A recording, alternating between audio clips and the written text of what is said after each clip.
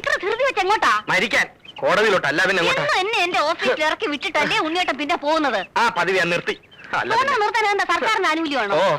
അതിന്റെ കാരണം എനിക്കറിയേണ്ടത്. കാരണത്തല്ല നീ ഇപ്പൊ പിടിച്ചിരിക്കുന്നത്. എടി, ഒരു പെണ്ണിനെ പെണ്ണാക്കുന്നത് അവളുടെ മുടിയാണ്. തൊഴാം വാർ മുടിക്കും മുടിക്കും എന്ന് കവികൾ പറഞ്ഞിരിക്കുന്നത് വെറുതെ അല്ല. നിന്നെ ഈ കോലത്തിൽ കാണുമ്പോ ചില ധീരകൃത്യങ്ങൾ ചെയ്തതിന് ചില പെണ്ണുങ്ങളെ മൊട്ടയടിച്ച് കോടതി കൊണ്ടുവരുന്നതാണ് എനിക്ക് ഓർമ്മ വരുന്നത്. അതിന് ഞാൻ മുഴുവനും കളഞ്ഞില്ലല്ലോ. ഉണ്ണിയേട്ടന് വേണ്ടി കുറച്ച് നിർത്തിയിട്ടില്ലേ? നിർത്തിക്കോ. പരുവുമ്പോ ഞാൻ മൂടോടെ വെട്ടിയെടുത്തോളാം. അതും കൂടി വടിച്ചിറക്കിട്ട് ഏതെങ്കിലും ആശ്രമത്തിൽ പോയി ഇരിക്കടി. പുണ്യം കിട്ടില്ലെങ്കിലും കാശ് കിട്ടും, ഉറപ്പാ. മിണ്ടി പോരുത്. എന്റെ കണ്ണു വെട്ടത്തു പോ. മുടിഞ്ഞവളെ, മുടി കളഞ്ഞവളെ. മുടി കൊടുത്ത പ്രാന്ത് തോന്നാൻ ഇയാൾ എന്തോന്ന് വെളുത്ത ആദിവാസിയാ. സാർ, ചന്ദ്രബാനുവിന്റെ ഫോൺ ഉണ്ടായിരുന്നു. എന്താ?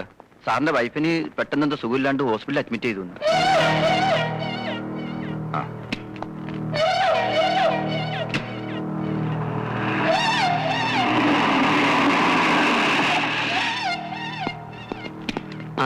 പേടിക്കാനൊന്നുമില്ല. ഒരു ചെറിയ തലയിറക്കം. Now she's okay. അഡ്വക്കേറ്റ് നന്ദകുമാറിന് ഒരു ജൂനിയർ ഉണ്ടാകാൻ പോകുന്നു. റിയലി? അകത്തുണ്ട്. ചെല്, ഞാൻ ഈ മരുന്ന് വാങ്ങിച്ചിട്ട് പോരാ.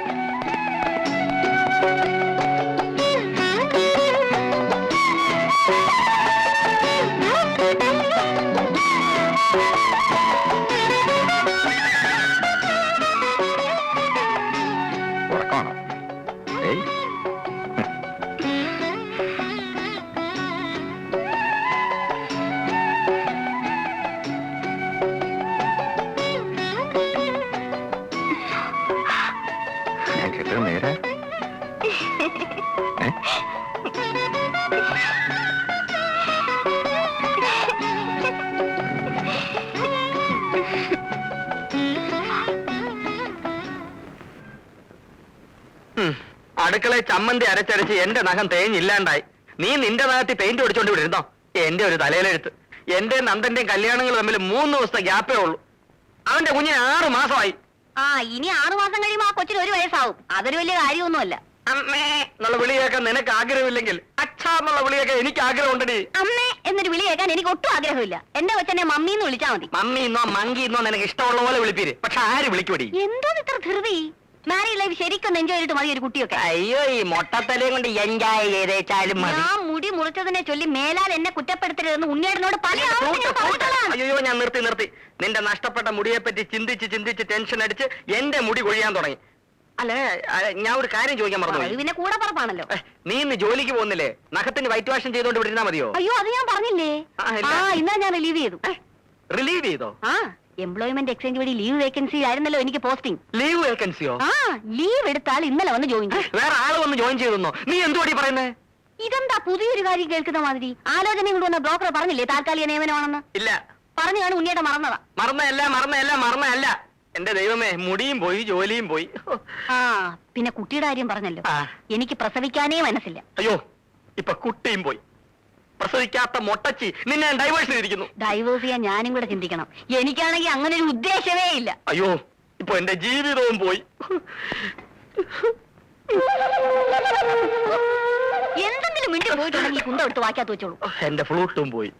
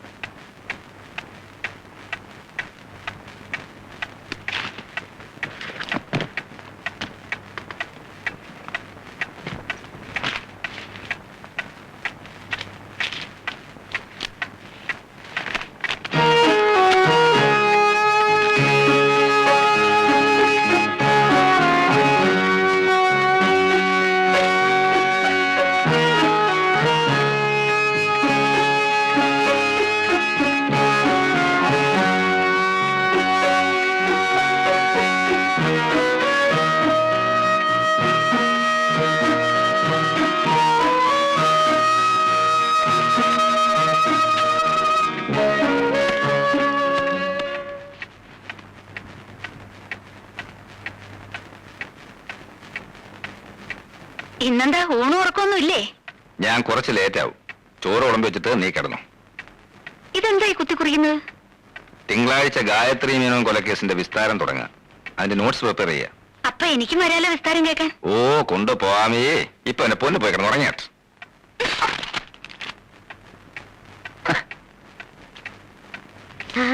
അതെ ഇത് കണ്ടോ ഇത് കണ്ടോ. അതെ കൊണ്ടുവന്നല്ല മോൻ ഉറക്കം വരുന്നുണ്ട്. അവന് പാല് കൊടുത്തിട്ട് കിടത്തി ഉറക്കം. കൊച്ചുവക്കിൽ ഏത് നേരം ഉറക്കേ ഉള്ളൂ. കുംഭകർണൻ ഉറങ്ങേണ്ട പ്രായമല്ലേ ഇത്.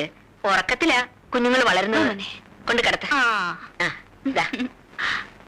നമുക്കേ പാല് കുടിച്ചേച്ച് ഉറങ്ങാം.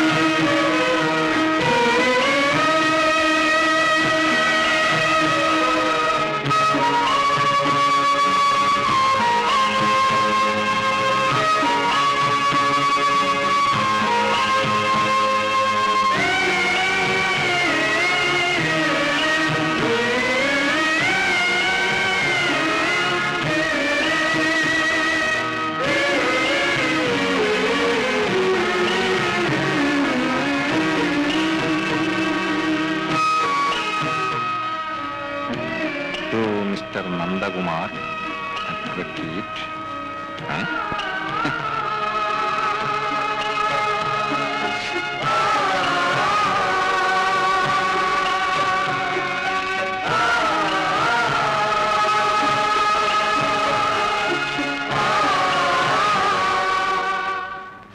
അഡ്വക്കേറ്റ് നന്ദകുമാർ അറിയുന്നതിന് നിങ്ങൾ വിവാഹം ചെയ്യാൻ ഉദ്ദേശിച്ച ആദരയാണ് ഈ കത്തെഴുതുന്നത്. ഞാനൊരാളെ സ്നേഹിക്കുന്നു. ഓർമ്മ വെച്ച നാൾ മുതൽ തുടങ്ങിയ ബന്ധമാണ്. മനസ്സുകൊണ്ടും ശരീരം കൊണ്ടും ഒന്നായി കഴിഞ്ഞവരാണ് ഞങ്ങൾ. ഞങ്ങളുടെ ബന്ധത്തിന് രണ്ടു കൂട്ടരുടെയും വീട്ടുകാർക്ക് എതിർപ്പാണ്. പക്ഷേ എനിക്ക് അദ്ദേഹത്തെ ഒരിക്കലും മറക്കാൻ വയ്യ.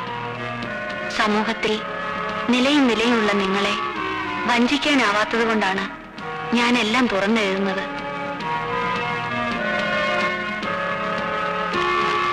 ഇനി ഒരു തീരുമാനം എടുക്കേണ്ടത് നിങ്ങളാണ്. ഈ ആലോചനയിൽ നിന്ന് നിങ്ങൾ പിന്മാറുകയാണെങ്കിൽ അത് ഞാൻ എഴുതിയ ഈ കത്തിന്റെ പേരിലാണെന്ന് ദയവായി എന്റെ അച്ഛനെ അറിയിക്കരുത്. നിങ്ങൾക്ക് നന്മകൾ നേർന്നുകൊണ്ട് ആതിര.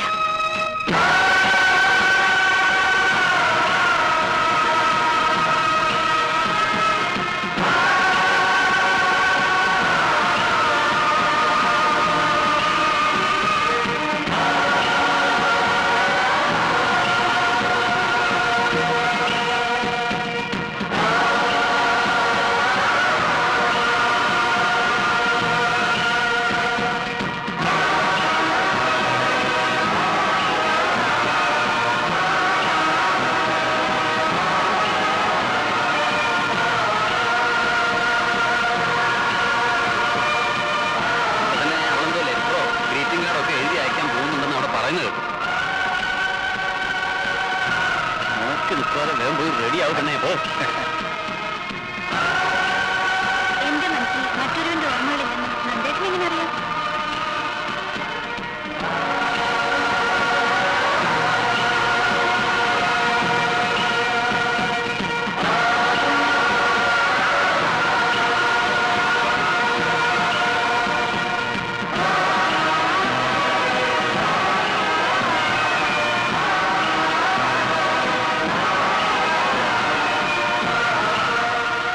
നന്ദേട്ടനെ ഞാൻ എത്ര വിളിച്ചു? ഇവിടെ വന്നിരിക്കുകയാണോ? ഗായത്രി മേനോൻ കേസ് അത്രയ്ക്ക് കോംപ്ലിക്കേറ്റഡ് ആണോ? ഞാൻ എന്തെങ്കിലും ലോ പോയിന്റ് പറഞ്ഞിരുന്നോ?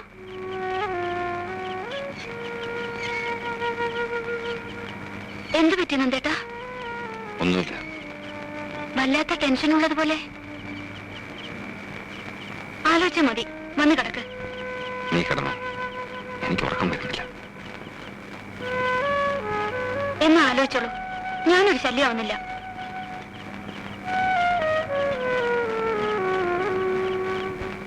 കേസ് തലേ കയറിയ പിന്നെ അവൻ അങ്ങനെ എന്ത് ചെയ്യാനാ? കൂടുതലൊന്നും പറയാതെ മോളിങ്ങി പോന്നത് നന്നായി. കുത്തി കുത്തി ചോദിച്ചാൽ കടിച്ചു കീറി തിന്നാൻ വരും. ഇതിനു മുമ്പ് ഇങ്ങനെ കണ്ടിട്ടേ ഇല്ലല്ലോ. ഇത് ഏതാണ്ട് വലിയ കൊലക്കേസ് ഏതാണ്ടാ. അതാ മോൾ പോയി കിടന്ന് ഉറങ്ങിക്കൂ, അവൻ വന്നോളൂ.